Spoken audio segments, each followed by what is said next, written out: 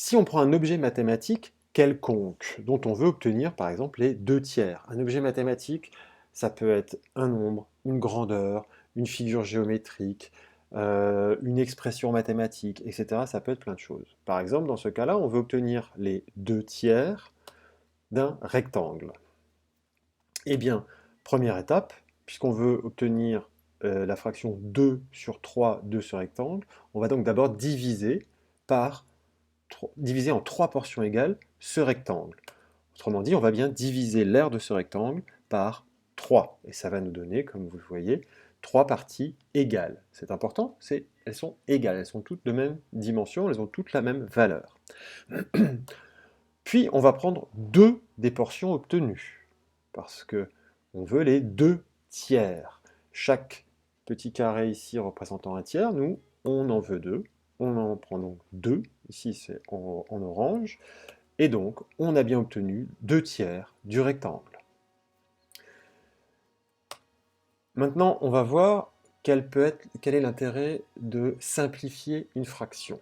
Ce sera l'objet du cours après cette vidéo, et de tout ce chapitre, en fait, c'est la simplification des fractions. Mais d'abord, imaginons qu'on prenne un objet mathématique, ce coup-ci, qui soit non pas une figure géométrique, mais un nombre. Par exemple, le nombre 45. Étape 1, on va diviser ce nombre en 3 portions égales, en 3 parties égales. Eh bien, si on prend 45, on le divise par 3, ça nous donne 15. Nous avons donc bien 15, 3 fois 15 est bien égal à 45. Chaque 15 est égal à 15 qui est égal à 15. Donc nous avons bien 3 portions égales.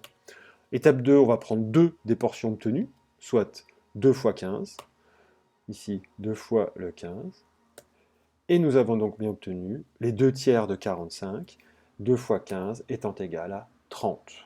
D'accord ?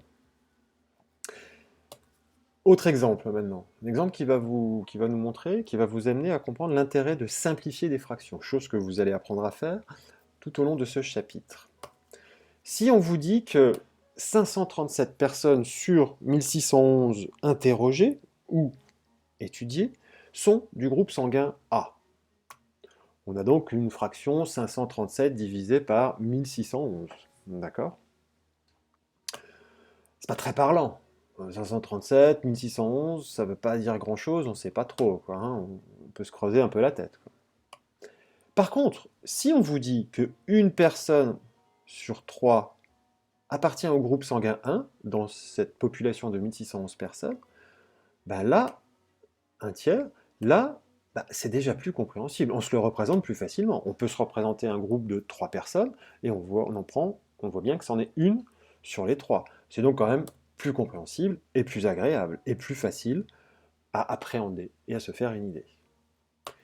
Et bien pourtant, ces deux fractions, 537 sur 1611 et 1 sur 3, représentent exactement la même valeur.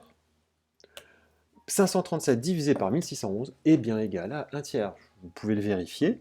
1611, en fait, c'est 3 fois 537.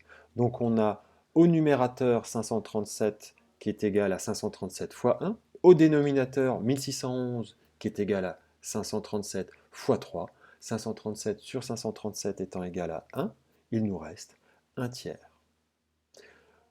Donc on voit bien que de la fraction initiale 537 sur 1611, si on arrive à la simplifier, on obtient 1 tiers dans ce cas-là, et c'est quand même beaucoup plus parlant et plus facile à manipuler 1 sur 3 que 537 sur 1611.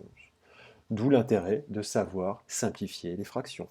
Et ceci fera l'objet de la suite de ce chapitre, et je vous invite notamment à aller voir la vidéo suivante qui va vous parler des nombres premiers. Je vous remercie, et puis à tout de suite dans la vidéo suivante.